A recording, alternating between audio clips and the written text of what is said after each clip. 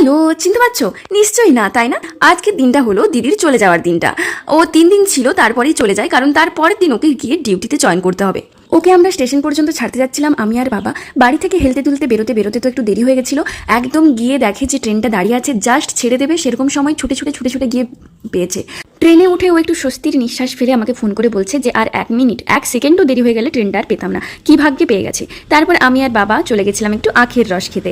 তারপর আমরা একটা ফিল্টার কিনতে গেছিলাম, ফিল্টার কেনার পরে ওখান থেকে আমরা টিভি কিনতে গেছিলাম। আমি যখন মাধ্যমিক দেবো এরকম টাইমটাই বা তারও আগে, আমার ঠিকঠাক মনে নেই, আমাদের টিভি একবার নষ্ট হয়ে গেছিল, সেটাকে সারানো হয়, তারপরে আরও নষ্ট হয়ে যায় ওই বাজ পড়েই, দিয়ে আর সারানো হয় না আমাদের পড়াশোনার জন্য। তখন থেকে টিভিটা আর নেই বলা চলে। তাই দিদি চাকরি পেয়ে যাওয়ার পর থেকেই বাবাকে বলছিল যে আমি টাকা দিয়ে দিচ্ছি, তুমি একটা টিভি কিনো, এটা আমার তরফ থেকে একটা গিফট হবে।